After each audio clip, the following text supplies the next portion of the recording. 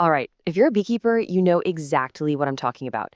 That moment you crack open a hive and suddenly one mission takes over everything else, the royal hunt. It's this incredible test of patience, a real challenge of observation, and today we're going to master the art of spotting the queen.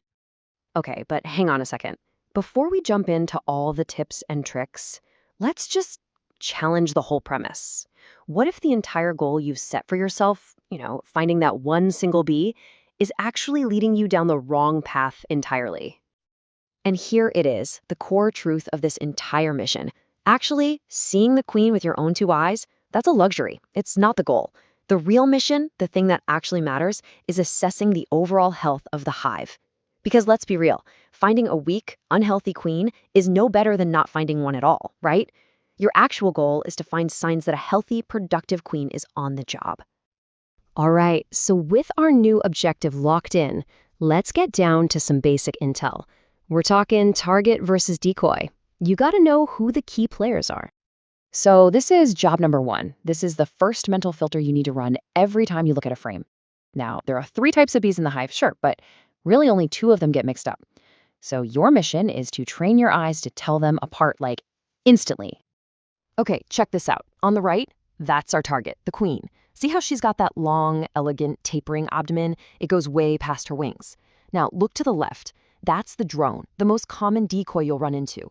The giveaways are those massive eyes that pretty much touch on top of his head, and that round, kind of blunt, clumsy-looking body. So here's your first bit of training. Seriously, memorize what a drone looks like.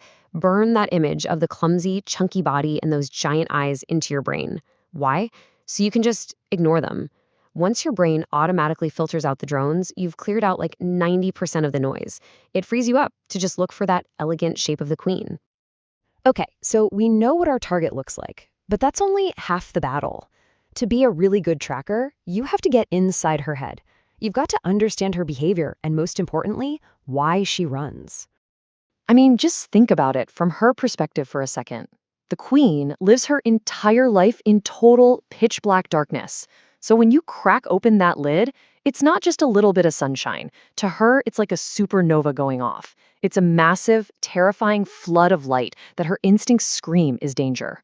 Her only move is to run, to hide, to get away from it. And look, she's got a playbook. These are her go-to evasion tactics. She's going to make a break for the underside of the frame, the dark side. She'll dive under a big clump of worker bees. She'll even duck through little holes in the comb or, get this, jump right onto the frame next door. These are predictable moves, and your job is to know them and anticipate them. All right, we've got the intel. We've got the psychological profile. Now, let's get tactical. Time for the search protocols, your rules of engagement. First up, Protocol 1, go easy on the smoke. A little puff is fine, but blasting the hive just screams danger, and she'll be gone before you even lift a frame. Then Protocol 2, the peripheral check. The second that light hits, she might just bolt. So before you stare down the frame you just pulled, take a quick glance at the faces of the frames still in the hive. You might just catch her making a run for it. But out of all the protocols, the most important one, the one that's a real game changer, it all comes down to this one little number: 5. This is the 5-second rule, and it is absolutely crucial. See, your best weapon against her instinct to run is speed. You have about 5 seconds per side before her brain registers the light as a threat, and she vanishes. So the rhythm is lift the frame, scan one side, 5 seconds. Flip it, scan the other side, 5 seconds. That's it. You have to be quick. So how in the world do you scan a whole frame that fast? Well, the trick is you stop looking for individual bees. Instead, you use this scanning technique. You kind of soften your gaze and mentally divide the frame into 3 vertical strips. Then you just scan down the left third, then the middle, then the right, top to bottom. And this right here, this is the key. This is the big mental switch you have to flip. You are not looking for a bee. You are looking for a break in the pattern, an anomaly, something that just looks different, a shape that's a little longer, a movement that's a little more deliberate than all the thousands of workers scurrying around. Okay, but what if you do everything right and she still gives you the slip? It happens, and that's when the mission changes. If you can't find the target herself, you start looking for forensic evidence. Yeah, you're basically looking for her footprints, her breadcrumbs, and in this case, that means eggs. And the cool thing is, their position tells a story. If you see an egg standing straight up in the bottom of a cell, like a tiny little grain of rice, that's fresh. That means the queen was right there on that frame today or maybe yesterday. Now, if the egg is laying on its side, it's older, maybe about 3 days old. And that, right there, a standing egg, is your proof of life. If you find them, mission accomplished. You can close up the hive with total confidence that you have a healthy, laying queen doing her job, even if you never actually saw her. Okay, let's be honest. Seeing those tiny little eggs can be tough, especially on older, darker comb. So, here are a few tricks. First, get the sun behind you and just tilt the frame back and forth until the light shines right down to the bottom of the cells. You can also give a very gentle puff of your breath to move some of the workers out of the way. And hey, if it's a cloudy day or the comb is just too dark, don't be afraid to use a flashlight. It works wonders. All right, let's wrap this all up. It's time for the final debrief. A couple of advanced techniques and a quick review of the tracker's code. So, the big question, to mark or not to mark?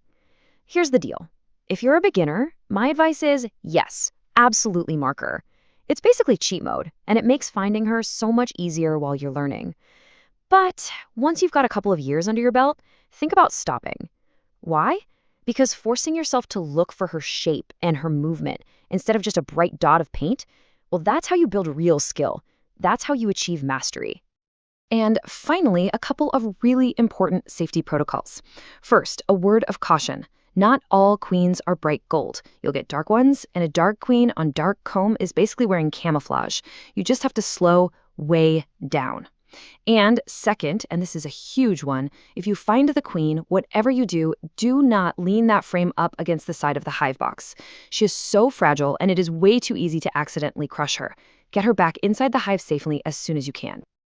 So, let's recap the tracker's code. It all comes down to 4 things. Speed, you've got 5 seconds aside. Pattern, scan in thirds, look for the anomaly, not the bee. Evidence, standing eggs are all the proof you need.